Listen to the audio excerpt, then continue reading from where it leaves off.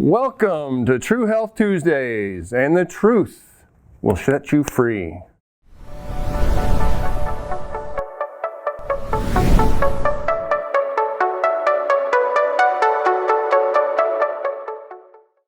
Don't adjust your monitors. I am not Dr. Bergman.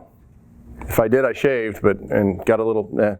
So, I'm Dr. DeWitt. I'm going to be guest hosting today, and we're going to talk about natural ways to correct your vision. Here's an overview of what we're going to talk about. We're going to talk about the Bates method.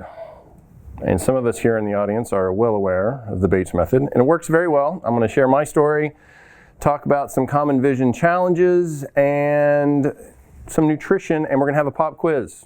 So take notes. Very good. Very good. I'm very familiar with the Bates method. I bet you are, Martin. I can tell you, I'll find out about the Bates method. We'll talk later. Okay, all right. I'm very excited. So, Dr. William H. Bates, yes, it was from the 1800s. But that doesn't mean it's not right. He's an ophthalmologist, or he was, not alive anymore, that'd be impressive. He went to Cornell University, graduated in 1881, and got his medical degree from Columbia University's College of Physicians and Surgeons in 1885. He formulated a theory about vision health and published the book Perfect Sight Without Glasses in 1920. Is that the book you have, Greg? Yeah. Okay. And the magazine Better Eyesight from 1919 to 1930. I found in the most recent updated version of this that he actually was married 3 times, and he had issues with kind of forgetting where he was and getting lost. And he was lost when his first 2 wives passed away, and he was lost while his second wife was looking for him. She passed away, and I didn't get any information as far as how they died exactly, if that's a little Entertainment Tonight cover story. I don't know. That was interesting. But anyway, he taught several students, one of which was Margaret Corbett. She was taken to court twice for practicing medicine without a license because she'd helped a lot of people, but they said that they were she was putting them at risk for burning their retina because she had them, one of the exercises is called sunning, and they were worried that they were going to cause damage or get damaged retina. And she had over 100 celebrity patients of hers, or clients of hers, I guess it would be, that came to testify on her behalf, and both times she was taken to court, it got dismissed. So that's exciting. Then there was this guy, Aldous Huxley, author of Brave New World. He was legally blind. He had to have a super thick lens on one eye and had to put atropine in his other eye to help dilate it so he could see it all. And he was pretty much blind for 1.5 years. And he was one of Margaret's clients. Had such good results that he wrote the book, The Art of Seeing, and claimed to be reading without glasses in a couple of months after having to do all that other stuff to be able to see ahead of time or before. So that's pretty impressive, I thought. Here are some common vision challenges. You've probably heard of these. There's like 2 or 3 of them that are pretty common.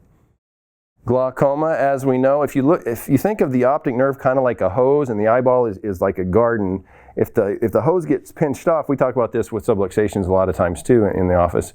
If the hose is pinched off, then that garden's not going to be very healthy. And so anytime there's pressure in the eye that causes that optic nerve to be pinched, then it's going to cause issues, so you're not going to be able to see as well. And I'm going to make sure it's still showing there. If it continues, glaucoma can cause permanent loss of vision. And this is just an animated or a little image of what I was talking about. So it's a healthy optic nerve in the upper right and damaged optic nerve in the lower right. So we don't want that. ARMD, or age-related macular degeneration, the leading cause of vision loss in people over age 60. It occurs when the small central portion of the retina, known as the macula, deteriorates. So this is a gentleman that's trying to see what happened. Cataracts, these are very common. These are actually the most common issue. It's a clouding of the eye's natural lens. It could be caused by protein buildup inside the lens. It just kind of gets kind of a milky color. Most common cause of vision loss in people over age 40, and is the principal cause of blindness in the world. Cataracts. More cases of cataracts worldwide than there are of glaucoma, macular degeneration, and diabetic retinopathy combined, according to Prevent Blindness America. And this is an example of what it looks like in an animation, of what a healthy eye looks like. You have the clear lens there, and then you have the clouded lens, and then this is what it looks like in an actual person. It's got that gray film over it, and so everything kind of looks like you've got a sheet in front of your face where you can't really see very well. And yes, this is me. This was, I want to say junior high, I think, maybe high school. No, it was high school. So I had to wear glasses. I always wanted to wear glasses when I was a kid because I thought it made you look smarter. And so I was like, okay, I want to wear glasses. I'll be a nerd and have my little glasses or whatever. And it wasn't until the 8th grade that they actually did say, okay, you need glasses. So I had an astigmatism, which means that the eyeball is an awkward kind of an egg shape. And so you're not able to focus very well. You can't use contacts. They said back then you had to use glasses. And so it was kind of a catch-22 because I also played football. And trying to play football, I didn't want to have the little Eric Dickerson goggle things going on because that just wasn't going to work for me. So I basically just went half blind without my glasses while I was playing football and just kind of, it worked out okay for me. But I found out later, so I played football. I had a scholarship at Vanderbilt, played there for 5 seasons. And then I got signed by the Houston Oilers, and I played with them. And then I played in the CFL, the XFL, arena football. Played all around for like 10, 11 years of football, so I beat myself up, so my shoulders are nice and happy. And anyway, my knees are pretty good though, knock on wood. So when I started my second life, I went to chiropractic college, and when I came out here to Dr. Bergman's office and started working a little over 8 years ago, I started looking into more holistic ways to heal the body, and I said there's got to be a way that you can heal your eyes, and that's where I came across the Bates method. And I did one of his exercises, and I realized I might be unique, but I did one of his exercises, and after that one time I didn't need my glasses or contacts for 2.5 years. I mean, it was amazing. It literally took me like a minute. And it was so much better. And then luckily, Dr. Bergman and I talk about this all the time. He's like, well, I'm glad that you're human because it only lasted 2.5 years and you admit that you had to go back and do the exercises again. I was like, well, yeah, but I mean, it's kind of like all the exercises we give you here in the office. It's like you fully intend to do them and it's great. You know what's good for you. And then it just kind of, you forget. And it's like the little neck curve exercise just kind of hangs there in the bathroom or whatever. And you're like, I should do that. And then it just collects dust and you forget. And so we're all human. That's just kind of how it works. I see you doing it, Martin. That's good. You're doing the neck curve. That's good. So that exercise helped me eliminate the need for glasses. So now this is an eyeball. Yes, it is. We have the external extraocular muscles. There's 6 of them, and they move the eye in all different directions. So if you're looking straight ahead and you just want to look up or over or around like this, these are all the extraocular muscles. And so Bates' theory is that those extraocular muscles not only move the eye, but they can change the shape of the eye, and they can help you focus by changing the shape of the eyeball itself, and not just using the ciliary muscles that change the thickness of the lens, which is the common belief that is the only way you can focus. And this is how we see. So the image comes through, it's inverted for whatever reason, and it focuses on the back of the retina. If you're farsighted, that image is actually trying to focus behind the retina, and so that makes you farsighted, so you can't focus. If you're nearsighted, it focuses in front of the retina. So it has to be right on that retina for it to be able to focus. And so that's why it makes sense if you can change the shape of the eye, that'll change where that retina is, and that'll make it easier to focus. I thought so. So this is the whole visual system. Obviously that brain is not to scale. For some people it may be, but it's bigger than the eyeball itself. But the light comes in through the lens, focuses on the retina, goes via the optic nerve around to the back of the brain to the visual cortex where it's processed. And that's also why chiropractic care can be beneficial for vision too, because the bones of the skull can move a little bit, and if you focus on the cranial work back here in the very back, the occipital plate of the skull, you can move that around a little bit, and that helps give you better circulation to that part of the brain that focuses on vision. So I know you're excited. You want to get some of these vision exercises. I'm excited to share with you.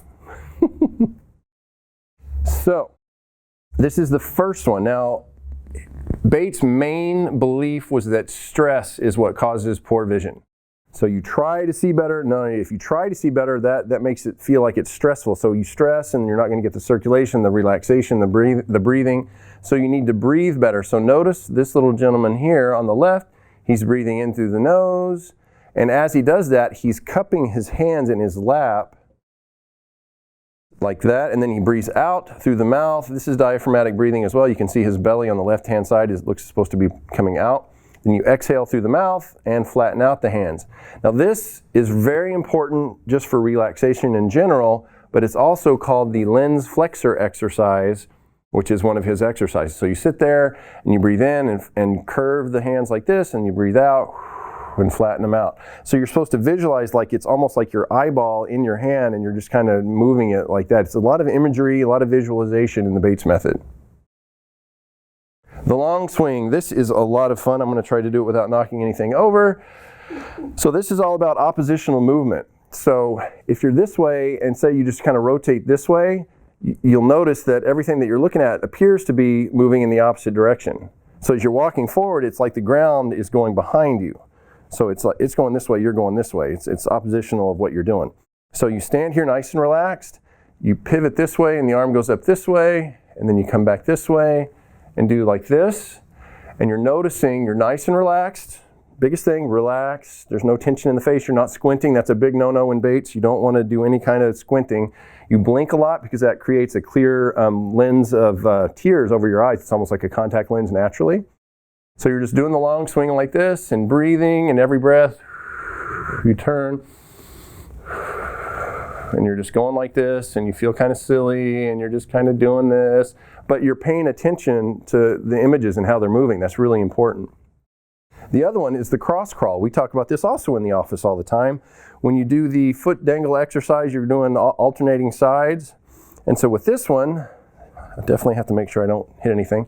You look straight ahead, bring one knee up, and bring the opposite hand down.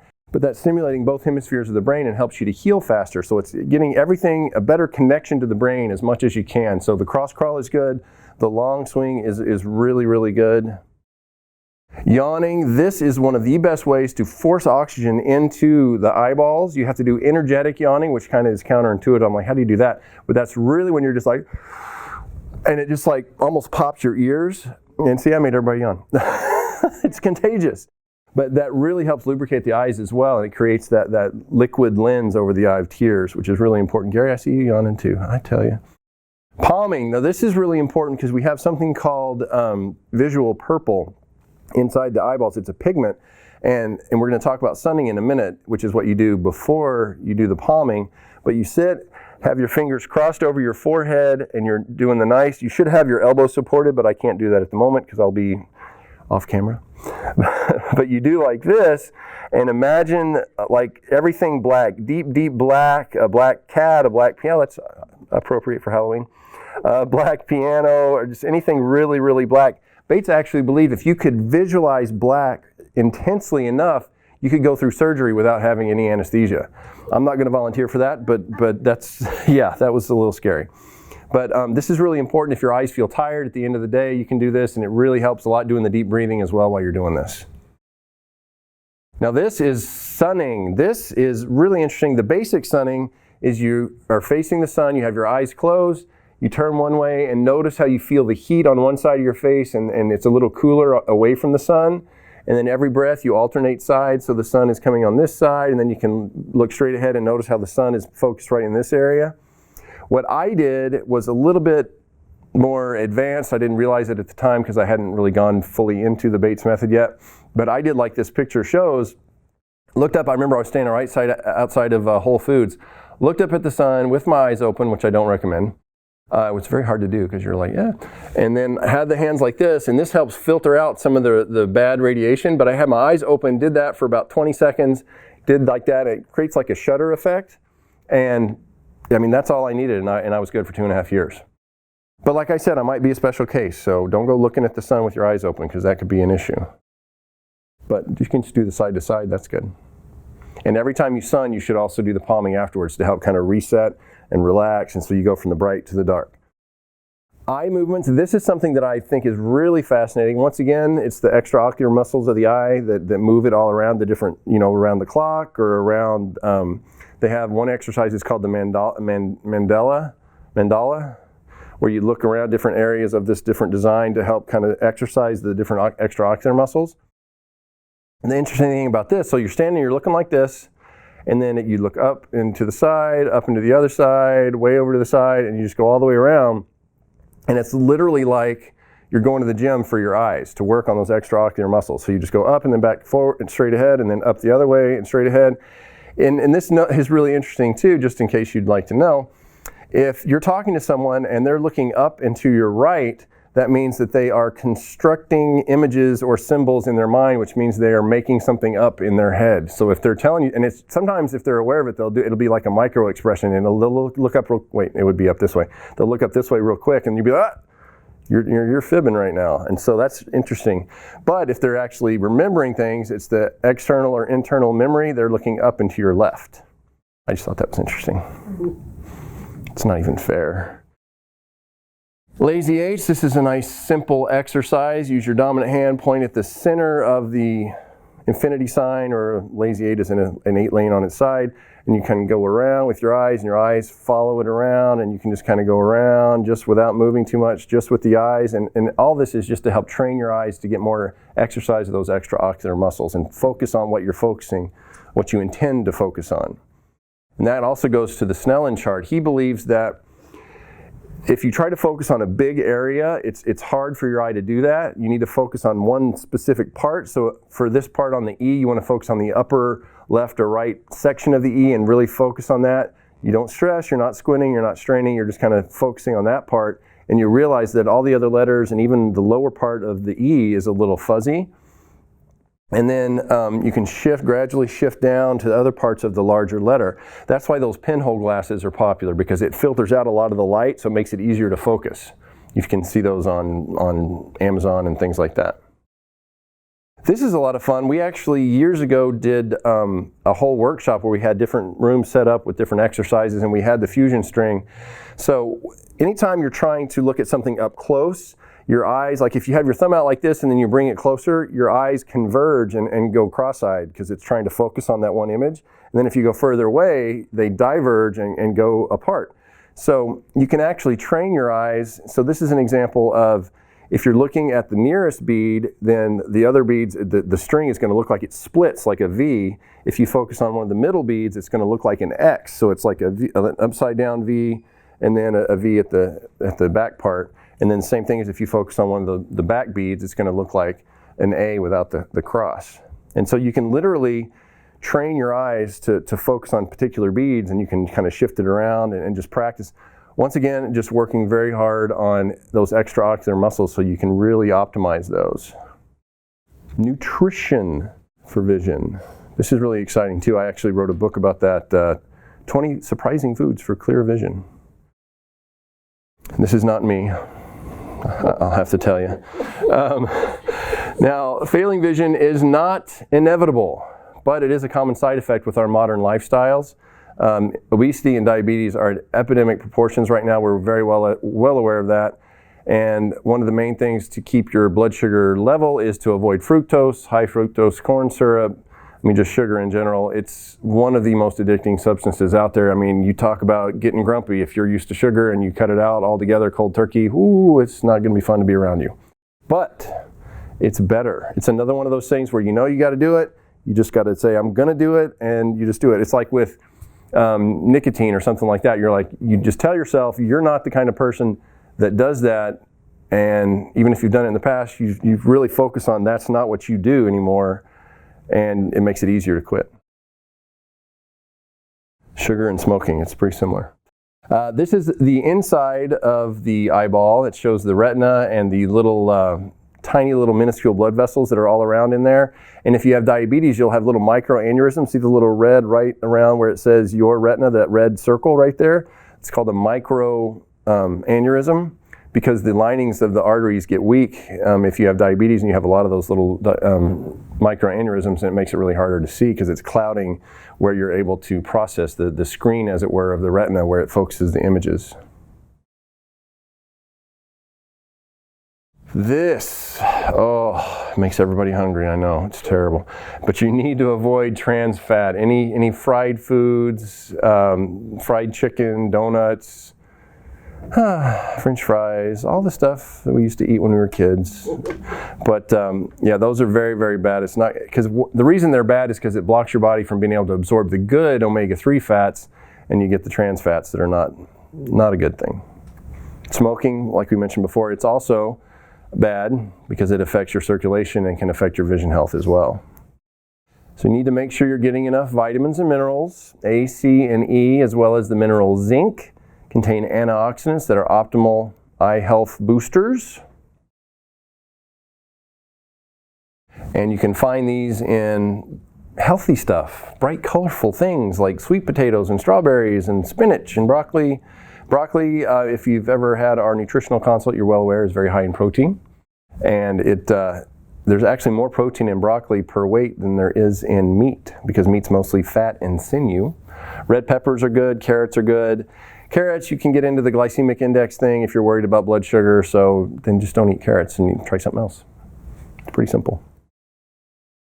Antioxidants also, certain antioxidants such as lutein and zeaxanthin have been shown to be of particular benefit to the eyes, and they're found in eggs and spinach and other leafy green vegetables.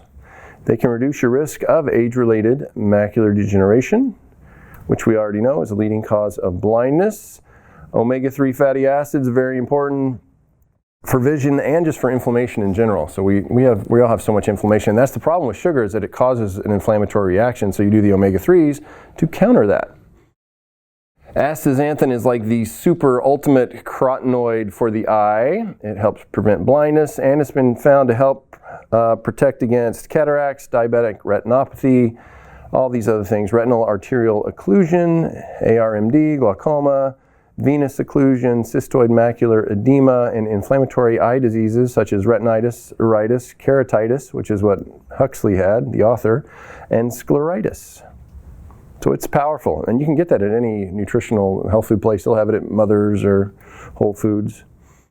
It comes from only two sources: the microalgae that produces it and all the little critters that eat it, such as salmon, shellfish, and krill. That is a very odd picture of krill, I think, but looks like a shrimp kind of, I don't know.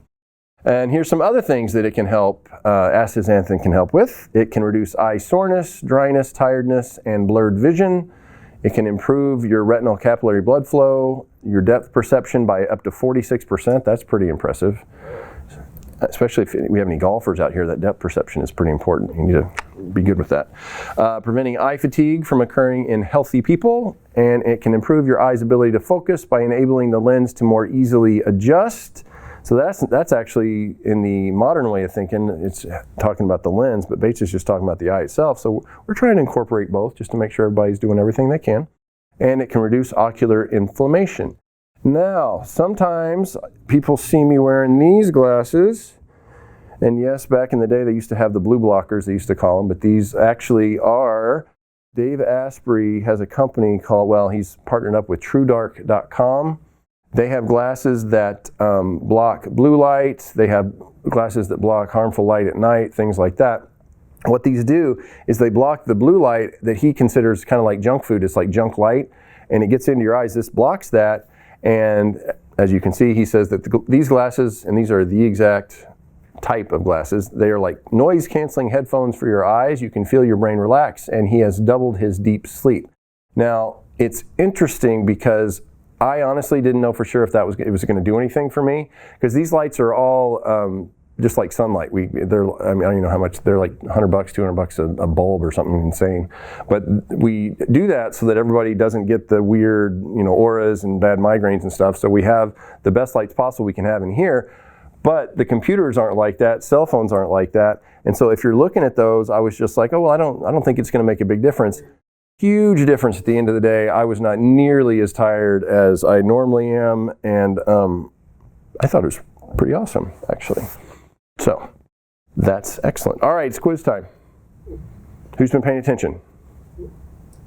Okay, let's see if you got them. Pressure's on. What's the most common cause of vision loss in people over age 40? Cataracts. God, you guys are too good. Jeez. Where is it? Come on. There it is, yes. And the solution actually is legumes. They found that countries that ate lots of legumes had a drastically reduced occurrence of cataracts. So legumes have got some good nutrients that help prevent cataracts. And if you've got it, it can help heal it, which is pretty amazing, I thought. Another question. Leading cause of severe vision loss in people over age 60. Macular degeneration. Very, very good. And the solution to that, this is a solution to a lot of stuff actually. Cayenne pepper actually increases the nitric oxide levels in your blood, so it can actually, if you have any plaquing in there, it can clean it out, and it can actually cause more elasticity in the arteries, so that's going to help just improve circulation all the way around. So if you have diabetes, if you have any kind of quote-unquote cholesterol issues, a lot more spicy foods, you can actually do a cayenne pepper supplement as long as you eat something right afterwards, because if you don't, it will cause the worst heartburn you have ever experienced. But I like to take it and then have some like coconut ice cream. So it makes it nice and cool, and coconut's good for you, sort of. I rationalize the ice cream part. So, are you ready to see more clearly? Yes. Oh, thank you. That's okay. All right, good. And then if you want more information, I was going to have some more of these up at the front, but they delivered them to the wrong address, so that's unfortunate. Do you have any questions? When can we get that book? I will hopefully in a week or two. I'm going to. Sorry. But it's on Amazon too. You can just look it up on Amazon. Yeah. Shana, did you have anything to add? Well, thank you so much for coming. I hope that was helpful, and I'm excited to do this as much as I can.